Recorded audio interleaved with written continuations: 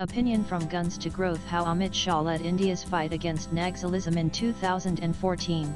Naxalism was a dominant internal security challenge in India, especially across central and eastern states. In several districts, Maoist groups wielded such control that they operated parallel administrations complete with their own people's courts. Public services were non-existent, and civilian as well as security personnel casualties from frequent attacks were alarmingly high.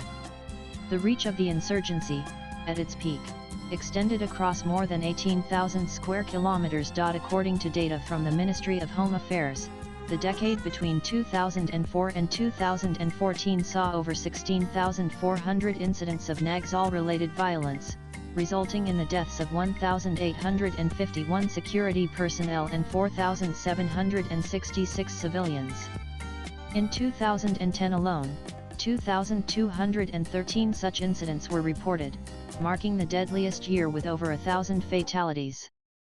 As many as 126 districts were officially designated as Naxal-affected. Yet, things took a drastic turn after 2014. With the arrival of the Narendra Modi-led NDA government, the centre adopted a focused, integrated approach that treated Naxalism not merely as a law-and-order issue but as a complex socio-economic challenge.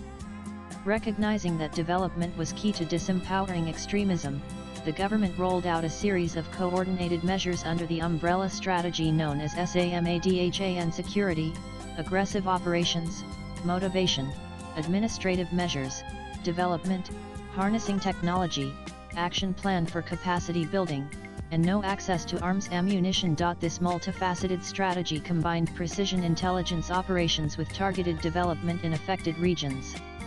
Aggressive counterinsurgency efforts such as Operation Prahar and Operation Octopus directly hit the Maoist leadership, leading to the arrest or elimination of several senior commanders. At the same time, the government ramped up investment in basic infrastructure: roads, communication, policing, and rehabilitation. The results of this approach have been dramatic. This isn't just dictates the difference between fear and freedom for millions. Over 8,000 Maoist cadres have surrendered since 2014.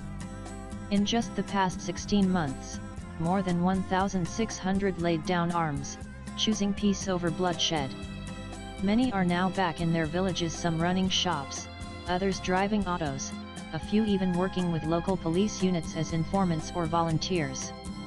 The government's rehabilitation schemes gave them not just money, but dignity. Each affected district now gets Rs 30 crore annually under a special central assistance scheme, with a total of over Rs 6,500 crore spent on modernizing local policing and building capacity at the grassroots. This success is rooted in a twin-engine approach. While Prime Minister Modi focused on delivering development and infrastructure to previously ignored regions, Union Home Minister Amit Shah led an assertive internal security doctrine, cracking down on arms supply chains, neutralizing leaders, and dismantling the organizational structure of Maoist insurgents. Together, this combination of development and decisive policing has changed the game. What once seemed like an intractable problem now stands as a case study in effective counterinsurgency. The government's commitment, from precision operations to grassroots upliftment, has yielded measurable change.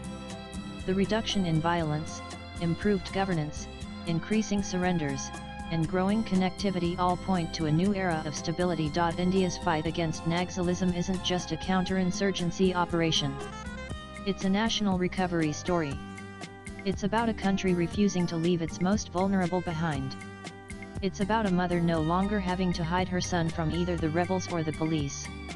It's about reclaiming forgotten lands not just with boots on the ground, but with hospitals, roads, schools, and dignity. As the government sets its sights on a Naxal-free India by March 31, 2026, the mission is clear, but it's also deeply personal.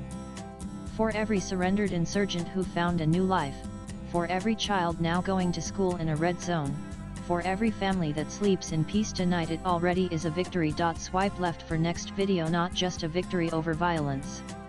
A victory for India. The author is State Secretary, BJP Tamil Nadu.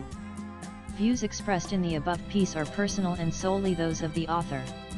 They do not necessarily reflect NEWS18's views. Latest blogs